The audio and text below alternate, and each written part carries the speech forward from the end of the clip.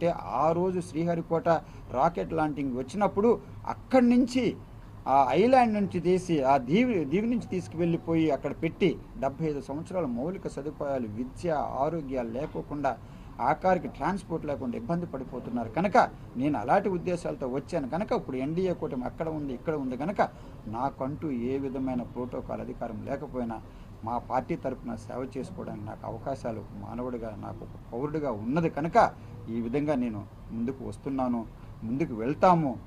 మా పార్టీని మా ఎన్డీఏని కూడా ప్రతి గ్రామంలో కూడా మేము తీసుకువెళ్ళే విధంగా మేము చేస్తామని చెప్పి మరొక్కసారి తెలియచేస్తూ ఈ విధంగా మమ్మల్ని ఆదరించి మీడియా సోదరులు వచ్చినందుకు వారికి ధన్యవాదాలు తెలియచేస్తూ ఓటర్ మహాశైలకు మరొక్కసారి ఓట్లు వేసిన వేరికపోయినా వారి భావాలతో వారు ఉన్నారు కనుక మాకు ఈ విధంగా 6 లక్షల పైచిలకు మమ్మల్ని ఆదరించినందుకు ఎన్డీఏ తరపున తెలుగుదేశం తరపున అలాగే జనసేన తరపున మా తరపున కూడా చేతులు జోడించి నమస్కారాలు తెలియచేస్తూ మేము ప్రజల సేవలో ఉంటాము. కేంద్ర ప్రభుత్వంలో ఏ అవసరాలు ఉన్నా కూడా మా దగ్గర కూడా తెలియచేయవచ్చు, మేము సేవ చేసి మీ రుణం తీర్చుకుంటామని చెప్పి తెలియచేస్తూ సెలవు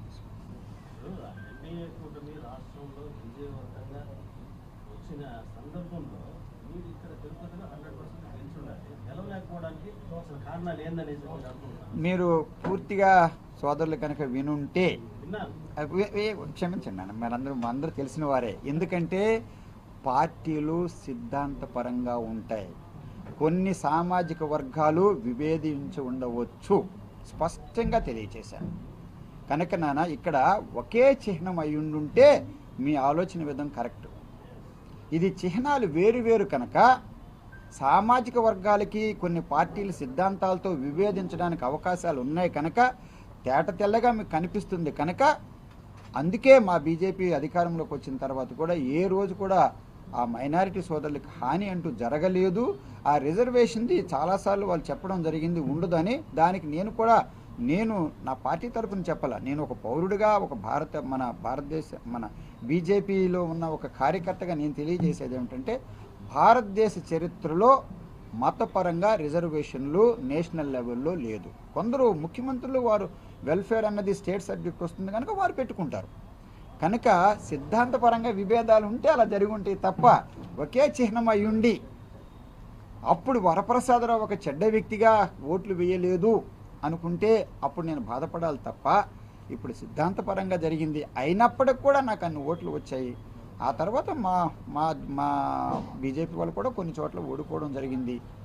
తర్వాత కొన్ని సామాజిక వర్గాలు అణగారిన సామాజిక వర్గాలు అనకూడదు, ఒకవేళ మా గుర్తు తెలియకపోవచ్చేమో అంతే తప్పనిచ్చి వేరే ఏ పొరపాటు జరగలేదనేది మా భావన.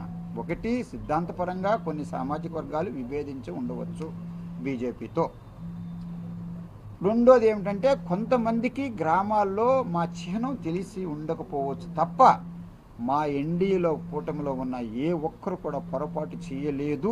ఎందుకంటే స్పష్టంగా నాకు కనిపిస్తుంది అంత చక్కగా ఒక కుటుంబంలాగా ఎన్డీఏ కుటుంబంలాగా చంద్రబాబు గారు ఎక్కడ చెప్పినా కూడా ఆ మహానుభావుడు ఏం చెప్పాడంటే, అలాగే పవన్ కళ్యాణ్ గారు ఇక్కడ గాజు గ్లాసుకి కానీ ఎన్ని ఓట్లు పడతాయో అలాగే సైకిల్కి ఎన్ని ఓట్లు పడతాయో అన్ని ఓట్లు బీజేపీ అభ్యర్థికి పడాలి అని చెప్పి చంద్రబాబు గారు కాళహస్తిలో కానివ్వండి, అలాగే పవన్ కళ్యాణ్ గారు తిరుపతిలో స్పష్టంగా కూడా తెలియచేశారు కనుక ఉమ్మడి ఎన్డీఏ కుటుంబంలాగా ముందుకు వెళ్ళింది. బట్ సిద్ధాంతాలు కూడా ఉంటే అది మనం ఆలోచించుకునే నేను రావడం జరిగిందని చెప్పి తెలియజేస్తాను. ధన్యవాదాలు.